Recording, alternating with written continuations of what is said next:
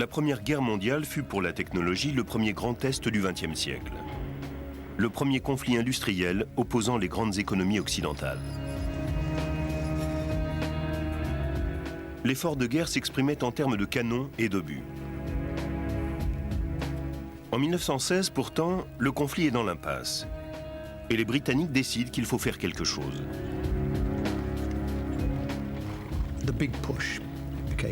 On espérait que la grande offensive, comme on l'appelait, serait décisive.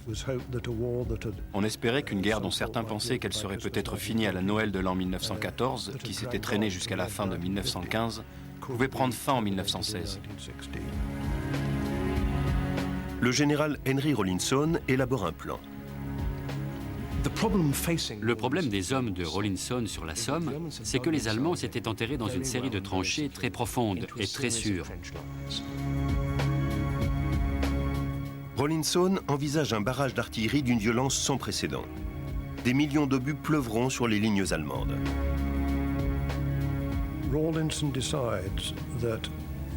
Rawlinson décide que l'artillerie détruira les barbelés, les tranchées allemandes et leurs garnisons. Une fois le terrain déblayé par les obus, les soldats britanniques pourront avancer sans risque. On s'attend à des pertes minimales. C'est donc un exemple classique d'une offensive d'artillerie suivie d'une occupation par l'infanterie. L'infanterie n'est pas censée se battre pour gagner du terrain, car normalement les canons ont déjà fait leur travail. L'emplacement choisi pour la bataille est la Somme. Le barrage commence en juin 1916. Plus de 1500 canons entrent en action. C'est une guerre technologique totale. Les Britanniques tirent quelque chose comme 1,5 million d'obus une semaine avant la bataille. C'est donc un feu redoutable. L'idée que les Allemands aient pu survivre était inacceptable. Les soldats voyaient les obus partir jour après jour et n'auraient jamais imaginé qu'il puisse y avoir des survivants. Et pourtant, ce plan va déboucher sur un des plus grands désastres de l'histoire militaire.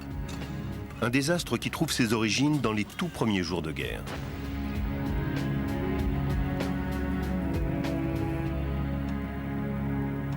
« 1914, 2 ans avant la bataille de la Somme.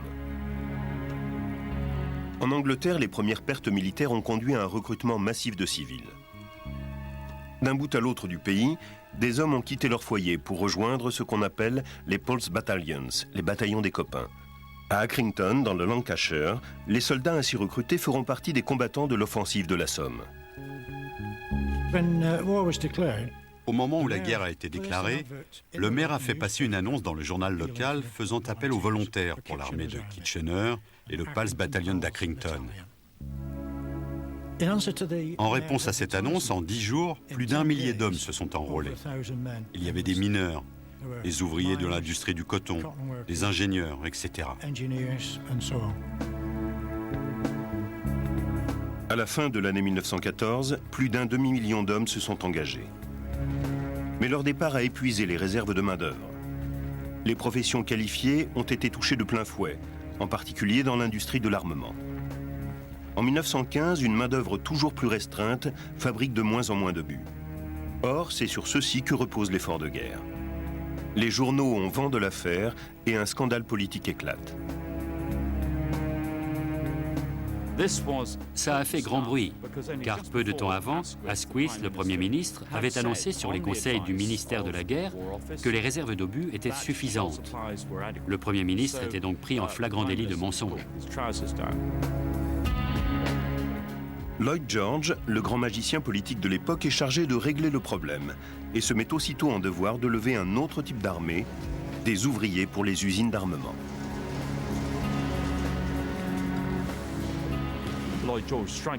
Lloyd George passe un accord avec les syndicats début 1915 qui, de fait, suspend le droit de grève et permet également ce qu'on appela à l'époque la dilution. Entendez par là le remplacement de travailleurs qualifiés par des non qualifiés. Et ce sont ces ouvriers inexpérimentés qui sont chargés de produire l'arme sophistiquée sur laquelle reposera la grande offensive de 1916, l'obus. Ceci est un shrapnel de 9.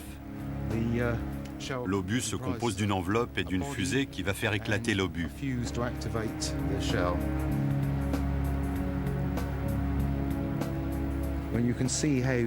Vous pouvez constater que les 17 pièces de cette fusée doivent être usinées avec une précision extrême.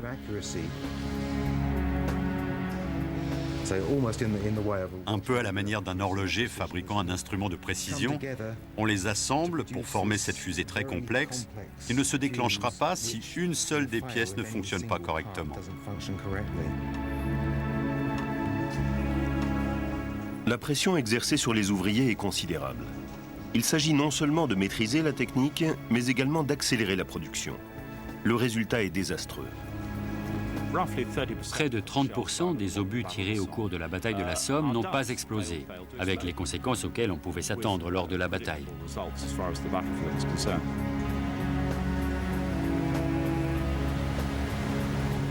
En 1916, Pauls et Obus franchissent la Manche en vue des préparatifs de la Somme. Des amateurs armés de projectiles défectueux.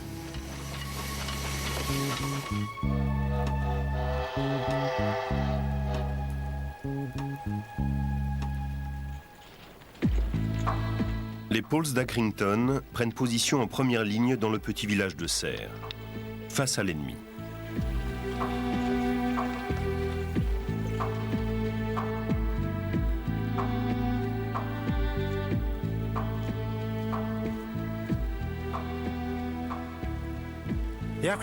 Les Pals d'Accrington étaient dans les tranchées situées dans ces taillis. Il y avait le bois Mathieu, le bois Marc, le bois Luc et le bois Jean. Et les lignes allemandes étaient là-bas à l'horizon. Là, c'est ce qui formait à l'époque le No Man's Land. La distance variait un peu, mais restait de l'ordre de 250 à 300 mètres, pas plus. Tandis que les Pauls se préparent à combattre, un autre problème apparaît. Il affecte cette fois les gros canons servant à propulser les précieux obus. Avant la guerre, ces pièces étaient placées à découvert, mais se trouvaient ainsi à la merci du feu ennemi. Pour sauver des vies, on les positionne désormais derrière une colline ou autre abri. Elles sont ainsi plus difficiles à atteindre, mais les artilleurs ne peuvent voir leur cible. Il faut leur indiquer les positions ennemies.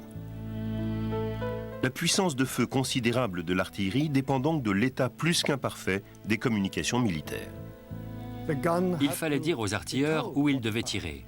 C'était le rôle d'un observateur. Il lui fallait trouver un moyen de communiquer, et le mieux qu'on ait trouvé, c'était un câble de téléphone et un téléphone qu'il devait emporter avec lui dans le No Man's Land. Il fallait qu'il appelle les artilleurs et leur dise quoi faire. Ce n'était pas un très bon système. Et puis il y a encore un autre problème au niveau des obus. Au début de la guerre, les shrapnels étaient fabriqués en série et conçus pour un usage en terrain découvert, non pour la guerre de tranchées. De sorte que le formidable pilonnage d'artillerie qui s'abat sur les lignes allemandes lors de l'offensive de la Somme n'a que peu d'effet. Le shrapnel est un obus chargé de minuscules balles en acier trempé qui éclatent en l'air puis retombent en pluie. C'est ce qu'il y a de mieux pour tuer des hommes en terrain découvert. Mais ça a été très peu efficace pour détruire les barbelés. La plupart des obus ont juste rebondi sur les fils. C'est très difficile de couper du fil barbelé avec un shrapnel. Tandis que la technologie dévoile ses limites, les Britanniques poursuivent implacablement leur tir de barrage, sans grand résultat.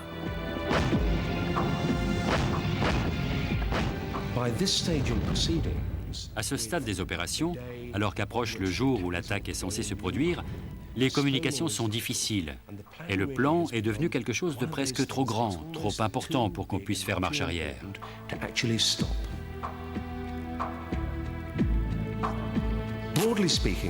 En gros, le message que le haut commandement fait passer est que le barrage d'artillerie va marcher.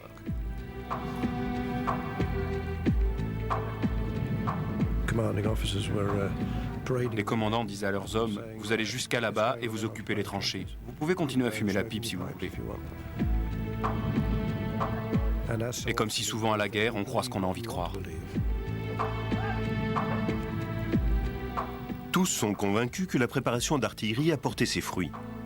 Au bout de 7 jours, le tir de barrage s'interrompt. Le 1er juillet 1916, la bataille de la Somme s'engage.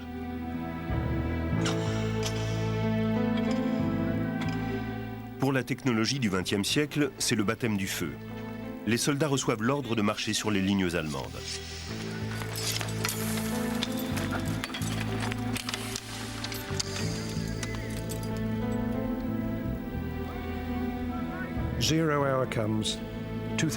À l'heure H, il se passe deux choses. Les tirs cessent momentanément de se concentrer sur les premières lignes allemandes et ils visent la seconde ligne et d'autres cibles plus loin. Au coup de sifflet, les hommes sortent des tranchées. Ils montent aux échelles et passent à travers une petite brèche dans leur propre barbelé qu'on a préparé pour eux et commencent à marcher à travers le No Man's Land. Et ils marchent dans la plupart des cas en supposant que les défenses allemandes ont été anéanties par l'artillerie.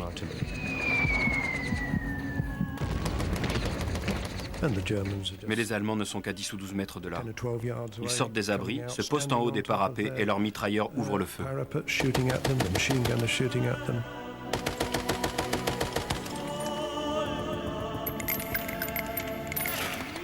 Les soldats britanniques sont décimés par les tirs de mitrailleuses, puis par l'artillerie lourde. Un témoin a déclaré qu'ils étaient comme des veaux à l'abattoir.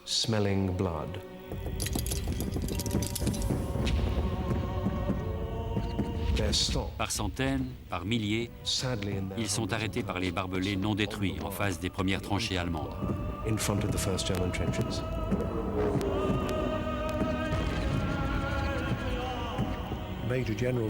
Derrière eux, à 1 kilomètre, les généraux de division leur disent « Allez, allez, pressons !» Et c'est ainsi que de nouvelles unités sont envoyées au combat.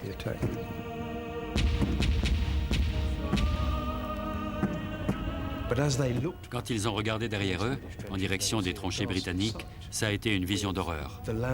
Le sol était jonché de morts et de blessés.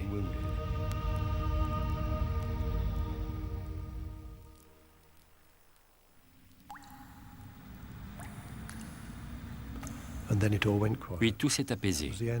C'était la fin de la première journée de combat. Sauf qu'il y avait des milliers d'hommes couchés dans le No Man's Land, s'abritant, se terrant dans les trous d'obus, en espérant que personne ne les repérerait. Des blessés qui essayaient de revenir en rampant, et 20 000 morts.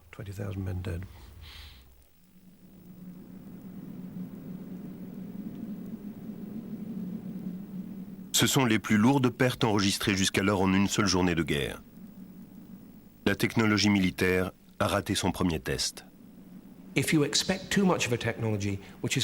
Si on attend trop d'une technologie qui n'a tout simplement jamais fait ses preuves, vos soldats censés en tirer avantage seront les victimes de son échec.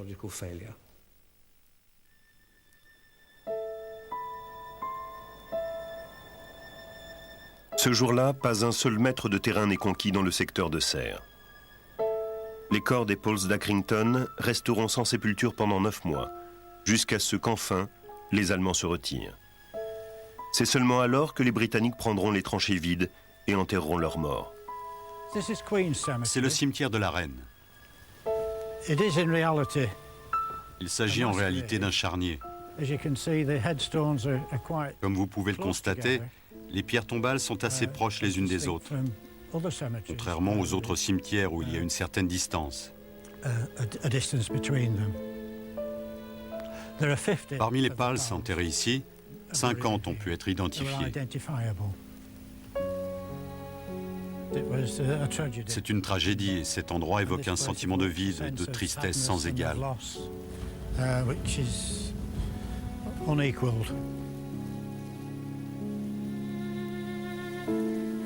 À la fin de la Grande Guerre, 8 millions de soldats étaient morts au combat. Et l'écœurement général face à un tel carnage encouragea les penseurs militaires à s'interroger sur la manière dont on pourrait, à l'avenir, éviter des batailles aussi coûteuses en hommes.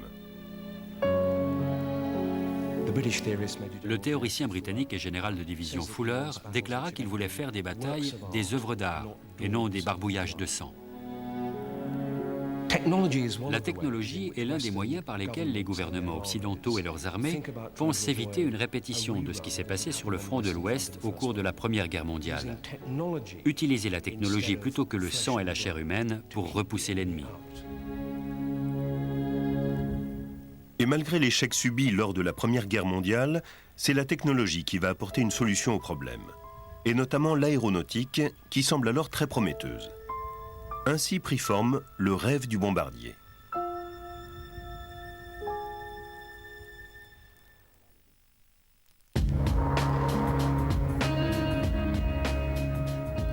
Car dans cette quête d'une guerre sans hécatombe, l'avion apparaît effectivement comme la solution miracle.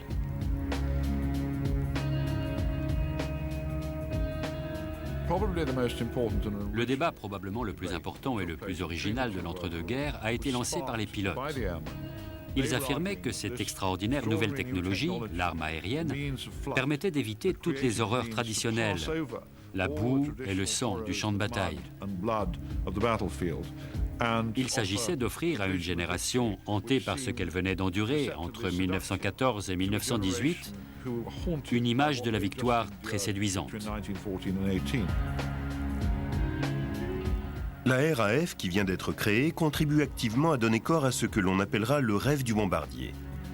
Cet avion, affirme-t-on, portera la guerre au cœur du territoire ennemi. Et rien ne pourra l'arrêter, car il sera doté de tout l'équipement nécessaire à sa défense. Ces formations de bombardiers devaient assurer leur propre défense. Les bombardiers partiraient tout seuls. Ils seraient équipés de tourelles à commande hydraulique et se défendraient par leurs propres moyens. Les bombardiers sont censés mener des attaques d'une précision chirurgicale. Et ce seront les usines, et non des gens, qui seront pris pour cible. Si on parvient à bombarder les installations industrielles ennemies au point que les approvisionnements ne parviennent plus jusqu'au front, l'ennemi s'effondre de l'intérieur. Bomber Command allait donc attaquer avec précision le potentiel industriel allemand.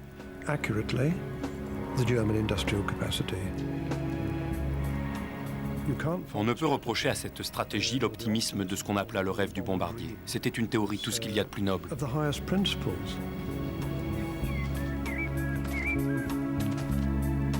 Mais la pratique allait s'avérer fort différente. Dès le déclenchement des hostilités, le rêve du bombardier subit son premier test grandeur nature. Frank Metcalf avait été formé à piloter le Blenheim, l'un des bombardiers sur lesquels on fondait tant d'espoir. À l'été 1940, il rejoint son escadrille. Je suis arrivé à la base et mon équipe s'est présentée à l'adjudant comme c'était l'usage. Et il nous a dit « Ravi de vous voir, prenez une chambre. Les gars sont de sortie. Ils sont allés bombarder un aérodrome allemand à Aalborg, au Danemark. »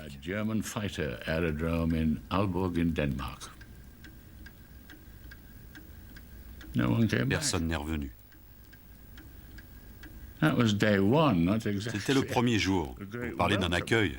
Mon équipe et moi, honnêtement, on était pétrifiés, terrifiés. Frank découvre que le mythe du bombardier assurant sa propre défense vient de voler en éclats. 2 jours, nos pertes étaient tout simplement épouvantables. Pourquoi ? Le Blenheim était équipé d'une mitrailleuse Vickers-K à l'arrière. Et on se trouvait face à des Messerschmitt 109 qui pouvaient faire un 350-360 degrés avec 8 mitrailleuses avant. On n'avait aucune chance si on était surpris par les chasseurs, aucune. On essayait de se cacher dans les nuages, mais je crois que je n'en ai jamais vu un seul à cette époque.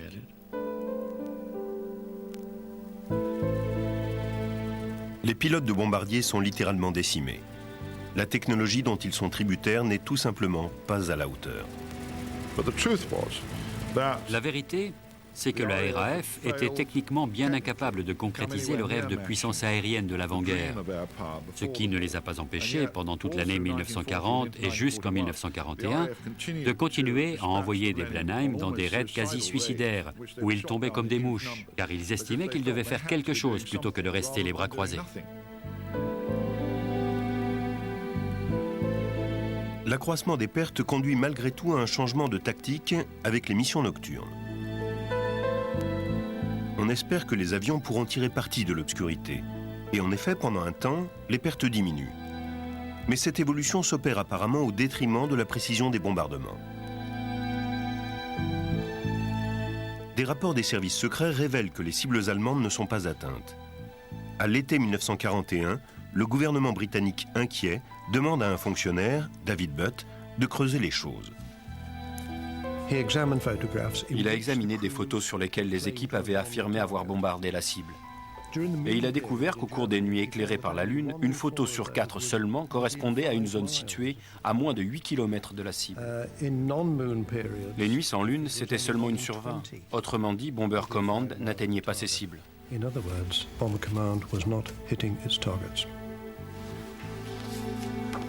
D'un coup de plume, Butt balaie la promesse de précision des bombardiers.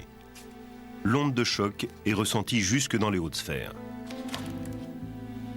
Ça a été un choc très rude pour Winston Churchill et les responsables politiques. Bien souvent, les Allemands avaient du mal à identifier la cible visée par la RAF. En effet, les bombardiers à la voir ne serait-ce qu'approcher étaient peu nombreux. Ils finissaient par larguer des bombes sur toute l'Allemagne. Le manque de précision des bombardements engendre une situation précaire. Depuis Dunkerque, toute la stratégie des Britanniques repose sur eux.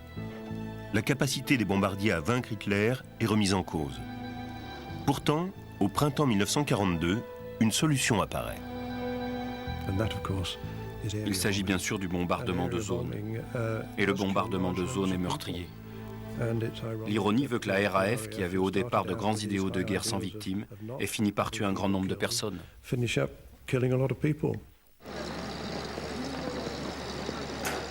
Contrairement au bombardement de précision, le bombardement de zone ne cherche pas à éviter les dégâts civils. Dans les incendies dévastateurs allumés par les frappes aériennes, ces hommes et ces femmes que l'on cherchait précisément à épargner sont les premiers visés. Une pluie de bombes s'abat sur les villes allemandes.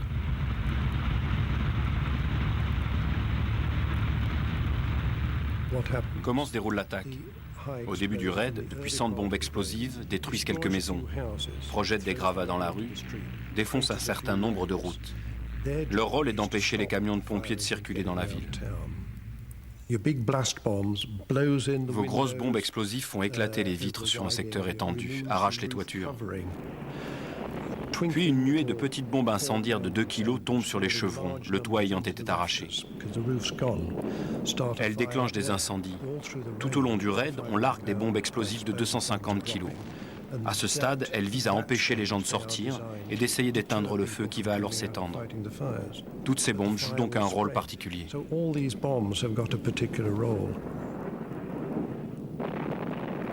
Bomber Command est devenu un outil de destruction massive de bâtiments.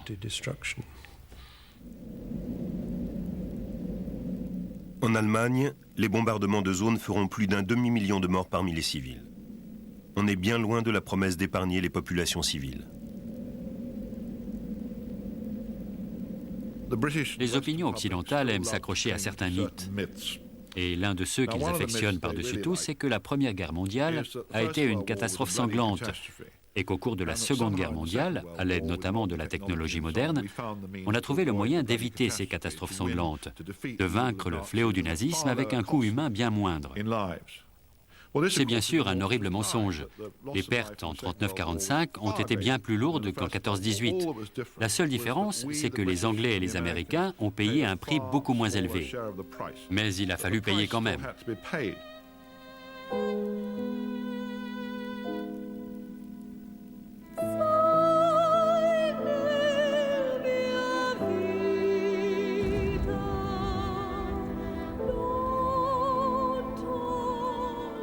Un quart de siècle plus tard, au Vietnam, les Américains renouvellent les tentatives de guerre de précision. Mais sur un terrain tel que celui-ci, le mot précision n'a aucun sens.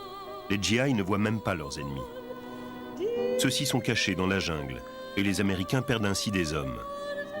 Dans le dédale des rivières du Vietnam, sur les bateaux de patrouille, le nombre de morts est particulièrement élevé. L'amiral Zumwalt est chargé des opérations. Il se tourne vers la technologie pour arrêter l'hémorragie.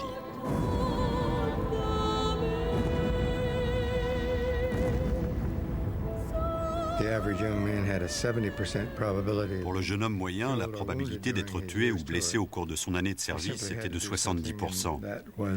Il fallait tout simplement faire quelque chose. Et on a décidé d'utiliser l'agent orange pour défolier les rives. On pensait que c'était une merveilleuse solution pour régler ce problème très grave. L'agent orange est l'une des toutes premières formes de biotechnologie. On déverse plus de 50 millions de litres de ce désherbant pour défolier les rives et les jungles du Vietnam. Mais il s'agit d'un mélange instable, contaminé par un agent mortel.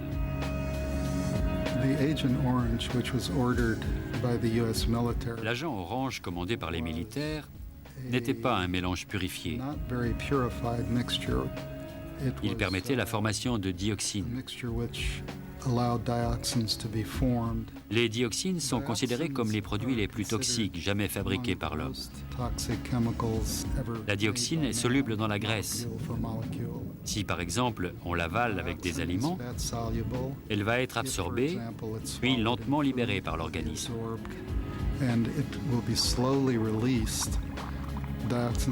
Les dioxines peuvent être considérées comme des bombes à retardement qui attendent d'exploser pour causer des ravages. En 1969, le gouvernement américain continue pourtant d'affirmer aux troupes que l'on peut utiliser l'agent orange sans risque. L'amiral Zumwalt fait confiance aux autorités, à tel point qu'il donne l'ordre d'épandre le défoliant autour des bases navales américaines où se trouve son propre fils, Elmo. Il a donc été exposé avec beaucoup de ses camarades aux opérations d'épandage. Ils ont mangé de la nourriture et bu de l'eau qui avait été en contact avec le défoliant. Les hommes de la marine ont donc été fortement exposés. Une année plus tard, les opérations de défoliation cessent. Des tests ont montré que les souris exposées à l'agent orange mouraient du cancer.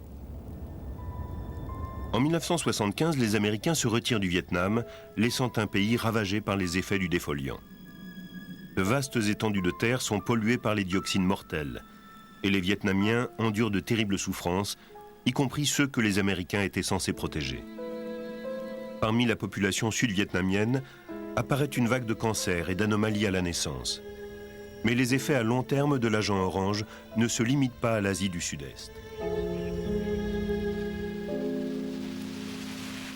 De retour aux États-Unis, l'amiral Zumwalt est promu au plus haut poste de la marine américaine. Il devient chef des opérations navales. Quelques années plus tard, il prend sa retraite et c'est alors que l'héritage des années passées au Vietnam revient le hanter, lui et son fils. En 1983, Elmo m'a passé un coup de fil pour me dire qu'il était atteint d'un lymphome non-Hodgkin. Ça a été un terrible choc pour nous tous. Il était en phase terminale. Sa femme, Cathy, qui s'occupait de lui à domicile, était visiblement très fatiguée. Et mon fils Jim et moi, on est venus la relayer pour qu'elle puisse se reposer 2 ou 3 semaines.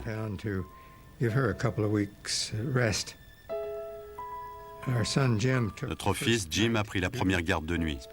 Il a passé la nuit avec Elmo. Il s'est réveillé à 6 heures et s'est rendu compte qu'Elmo s'était arrêté de respirer. Il nous a réveillés et c'était fini.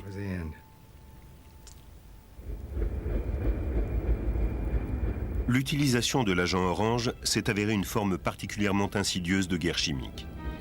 Des années après le conflit, des milliers d'anciens combattants ont contracté diverses maladies.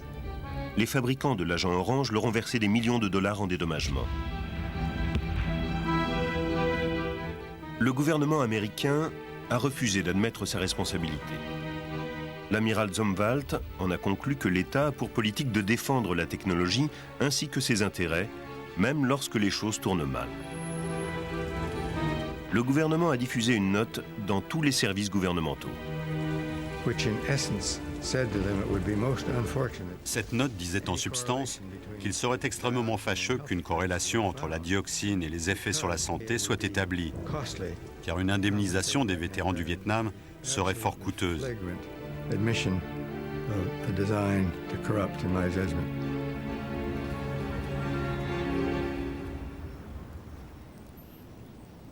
Il a fallu attendre 1991 pour que le gouvernement américain reconnaisse enfin sa responsabilité dans l'utilisation de l'agent orange.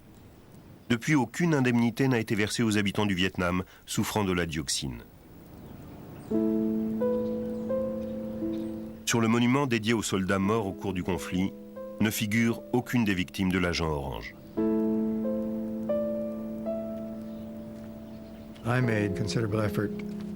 Je me suis efforcé d'obtenir le soutien du Pentagone afin que les noms de ceux qui sont morts par la suite des effets de l'agent orange soient répertoriés d'une façon ou d'une autre. Et le général Powell a fini par m'adresser une lettre très courtoise, rejetant la construction d'un monument adjacent.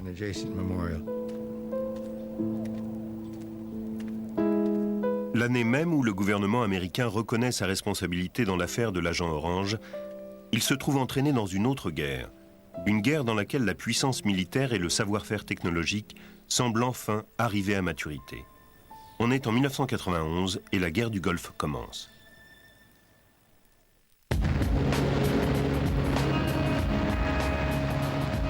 L'invasion du Koweït par Saddam Hussein a suscité une prompte réaction de la part des Occidentaux. Et dès le départ, les militaires ont affirmé vouloir mener un type de guerre différent. La technologie de pointe, ont-ils dit, devrait permettre une intervention précise, sans risque et surtout intelligente. I'm now going to show you a picture of the luckiest man in Iraq. Keep your eye on the crosshairs. And now in his rearview mirror. La technologie est symbolisée par un héros, le missile Patriot, rayant du ciel les Scuds irakiens avec une précision diabolique. Après la première interception réussie de missile à missile de l'histoire militaire, le Patriot impressionne le monde entier, y compris en haut lieu. Patriot is 41 for 42. 42 Scuds engaged, 41 intercepted.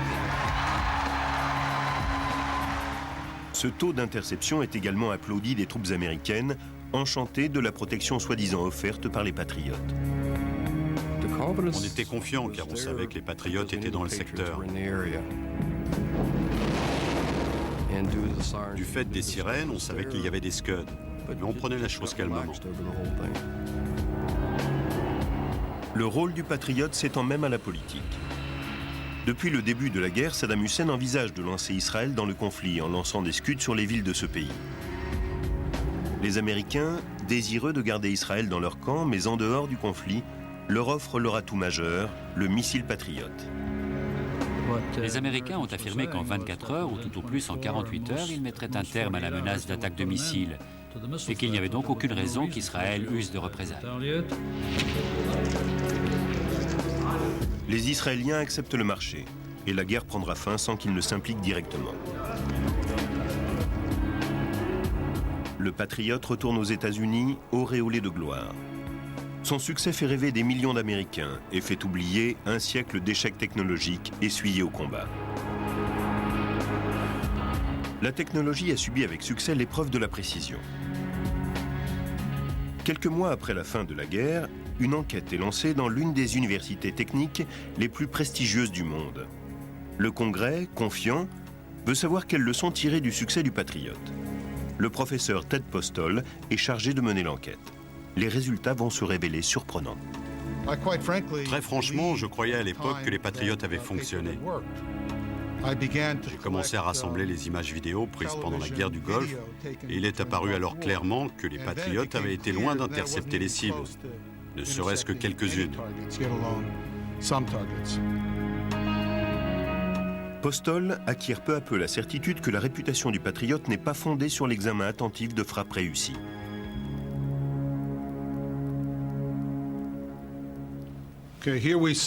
Ici, on voit deux Patriotes qui montent pour tenter d'intercepter le Scud qui va arriver en haut à gauche. Ils foirent tous les deux. On voit le Scud qui arrive, le premier Patriote le rate, puis le deuxième aussi. Et l'ogive tombe au sol où on sait qu'elle a explosé. Ici, on a un autre exemple à Riyad. On voit un Scud qui arrive en haut à droite. Premier échec, il se désintègre, deuxième échec, puis l'ogive tombe au sol. Cet engagement a été présenté par le gouvernement américain comme un succès, et il l'est aujourd'hui encore. Selon Postol, un défaut du Scud irakien a provoqué son éclatement au cours de sa descente, créant de multiples cibles. Venant heurter les débris, le Patriote a ainsi manqué l'ogive du Scud. Pourtant, il donne une impression de réussite. Mais Postol maintient qu'il était déjà trop tard lorsque le Patriote s'est approché de l'ogive. On a en fait une vitesse de croisement de l'ordre de 3,5 km par seconde. Mettons que le radar détecte la présence de l'ogive du Scud à proximité. En pareil cas, il s'écoule un court laps de temps avant que l'ogive du Patriot n'explose et que les fragments ne soient projetés. On comprend donc bien que même si je détecte l'ogive à temps et qu'il n'y a aucun retard, il va s'écouler un dixième de millier de seconde et les fragments, dans le meilleur des cas, vont toucher la partie postérieure du Scud et non l'ogive. Would still hit the back end of the Scud. It would not actually hit the warhead. Bien que contestées par l'armée américaine, les conclusions de Postol dévoilent une image fort différente de la guerre du Golfe. Malgré l'enthousiasme général, le Patriot n'a cessé de manquer les ogives des Scuds, y compris celles qui étaient destinées aux villes israéliennes. Un échec constaté lors des premières tentatives d'interception du Patriot dans le ciel israélien. Dans le ciel, on a l'impression d'une cible vraiment très lente. Au bout de quelques secondes, j'ai entendu qu'on lançait le Patriot. Après 30-40 secondes, j'ai entendu la bombe et j'ai vu un énorme flash blanc dans le ciel.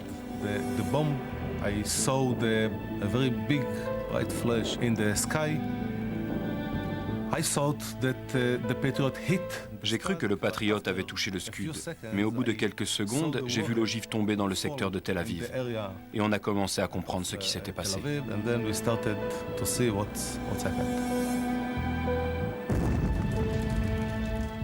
Tandis que les ogives de Scud continuent à pleuvoir, l'inquiétude d'Israël face aux échecs du Patriot commence à grandir.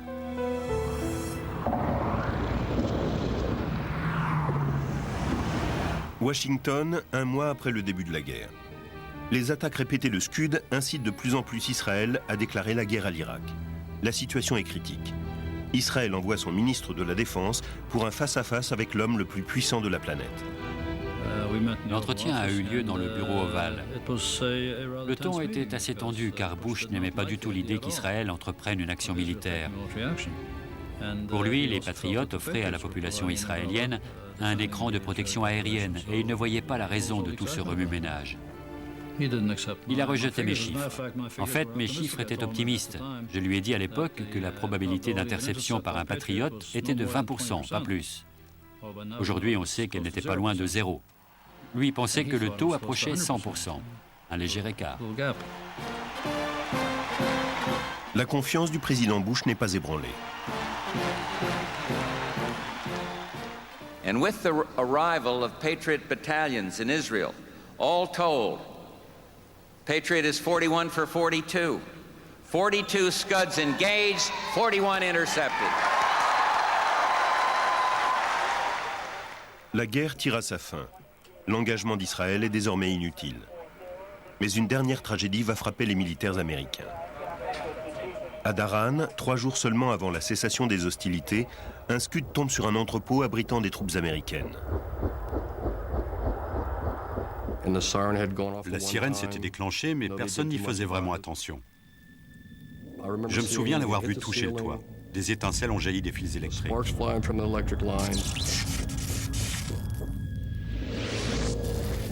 On l'a entendu s'écraser sur le sol en béton. On aurait dit qu'un bus était tombé là. Et je me souviens avoir vu les murs et le toit se détacher de la porte. La chaleur, la lumière aveuglante, le souffle de l'explosion. Ça laissait comme un goût dans la bouche, si vous voyez ce que je veux dire. J'étais incapable de bouger. Dégagez la route! Tirez-vous avec cette foutue caméra! Barrez-vous avec vos caméras! Fichez le corps! Faites-les partir! On a transporté les morts, essentiellement ceux de l'entrepôt, et je suis venu leur rendre un dernier hommage et dire les dernières prières. Je ne savais pas de qui il s'agissait, car il y en avait tellement qu'il y avait de terribles brûlures. Un de mes hommes transportait une fille et il a dit « Elle est vivante, elle est vivante. Qu'est-ce que je dois faire ?» Il l'a regardée et il a vu qu'il lui manquait une partie de la tête. Il est devenu fou.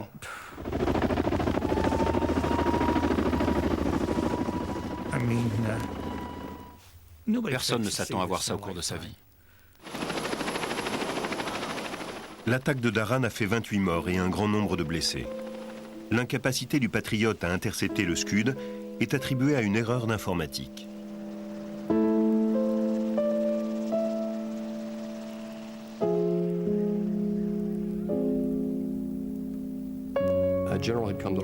Un général est venu à l'hôpital et m'a expliqué ce qui s'était passé. Le Patriot est évidemment piloté par ordinateur. Et il y avait un programme dans l'ordinateur qu'on devait changer toutes les 14 à 17 heures. Or, ils avaient un pépin. Ils avaient des problèmes avec le logiciel et ça faisait 100 heures que la batterie du Patriot, qui surveillait précisément notre secteur, n'avait pas été changée. Donc la version qu'on m'a donnée, c'est qu'ils n'avaient même pas tenté d'intercepter le Scud.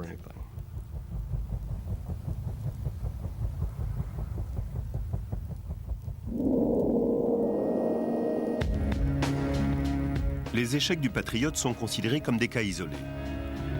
En Amérique, la confiance n'est pas entamée. Des sommes considérables sont consacrées à la mise au point de systèmes similaires en vue des guerres à venir. 1 milliard de dollars supplémentaires ont été investis dans le développement de la défense antimissile nationale sur la base des performances du Patriot. Joseph Cirincione, enquêteur auprès de la commission du Congrès, ne partage pas l'enthousiasme général. Et il commence à réunir des preuves pour la séance suivante du Congrès. En examinant les données de l'armée sur les performances du Patriot, tout comme Postol, il découvre des échecs classés comme succès. Même la toute première interception d'un Scud par un patriote, qui a assis la réputation de ce dernier, ne se serait jamais produite. L'armée affirme le contraire. Ils ont affirmé avoir touché un Scud et ont avancé pour preuve avoir découvert un débris de Scud sur le site. Comme cela ne correspondait pas du tout au reste des données, on a demandé que cette pièce soit récupérée et examinée, qu'elle subisse un examen métallurgique. Environ 2 mois plus tard, le rapport est revenu. Ils ne pouvaient pas réellement l'identifier comme un fragment de Scud. Elle ne portait aucune inscription. C'était un bout de métal qu'un officier avait rapporté chez lui en guise de souvenir. Il croyait que c'était un fragment de Scud, mais ce n'était qu'une impression. Il arrive à la conclusion que de faux signaux émis par un avion situé à proximité ont provoqué l'explosion accidentelle du Patriot dans le ciel. Un ciel où pas un seul Scud n'était présent. Washington. Une année après la fin de la guerre du Golfe, le Congrès consacre une séance aux performances du Patriot. L'armée continue de se féliciter de son succès.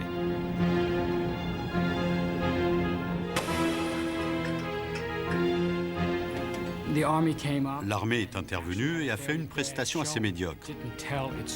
Ils ont mal présenté les faits et avaient tendance à tourner autour du pot, à insister sur le fait qu'ils avaient raison, que les patriotes avaient bien intercepté les Scuds. Mais c'est la conception personnelle que l'armée se fait de l'interception qui, bien vite, vient dominer le débat. L'armée affirmait que les patriotes avaient intercepté les Scuds. Cela signifie simplement que la trajectoire d'un patriote a croisé celle d'un Scud en vol. Et le président a dit « Attendez une minute, tirons cela au clair. Intercepter ne signifie pas qu'il l'a réellement touché. Cela signifie juste qu'ils se sont croisés comme des bateaux en mer ?» « Oui, a répondu le général, c'est exact. » Pour l'armée, l'enjeu est de taille. Comme ils l'admettent eux-mêmes, l'engagement existant était tout simplement trop important pour qu'ils puissent se permettre de reconnaître l'échec du patriote. Ce qui nous importe, c'est de prouver que l'orientation du programme concernant les patriotes du futur qui défendront demain nos soldats est la bonne, ce dont nous sommes convaincus. Le gouvernement américain soutient la position de l'armée. 1 milliard de dollars supplémentaires ayant déjà été investis, personne ne veut admettre qu'une erreur a peut-être été commise, ou être accusé de lésiner sur la défense nationale. Il y avait une pression considérable pour offrir aux troupes la meilleure technologie qui soit, même si la chose s'avérait bien plus difficile à réaliser qu'on ne l'avait prévu au départ. Donc les coffres de l'État se sont ouverts pour financer la toute dernière technologie.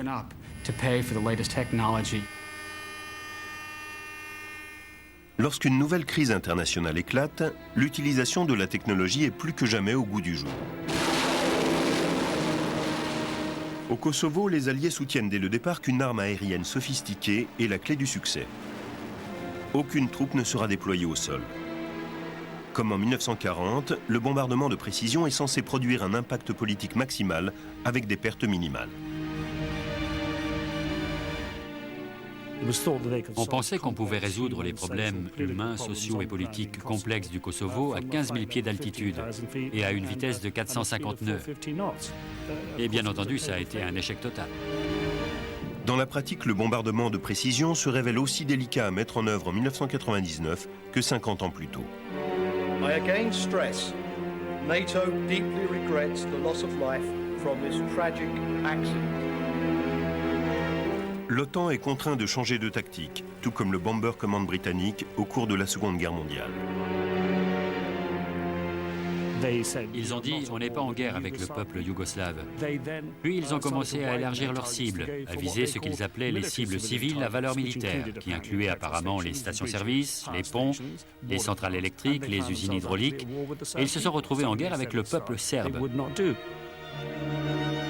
Et tandis que la guerre aérienne s'avère peu concluante, au sol les événements empirent. Au Kosovo, 1 million d'habitants sont contraints d'évacuer leur foyer. Je l'ai dit dès le premier jour, on est engagé dans une course entre la technologie de l'OTAN et les politiques de purification ethnique des Serbes. Et cette course, l'OTAN l'a perdue parce qu'on a essayé d'appliquer les anciennes règles des doux rêveurs de l'offensive aérienne.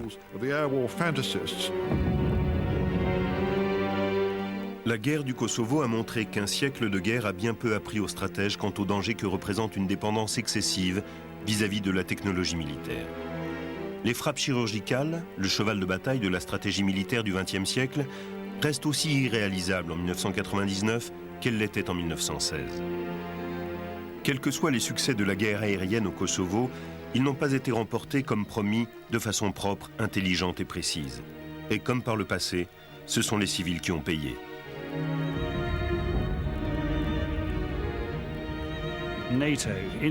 Par le recours à la force aérienne, l'OTAN a en fait tué, je pense, 3 fois plus de civils innocents, albanais aussi bien que serbes du Kosovo, que de militaires serbes.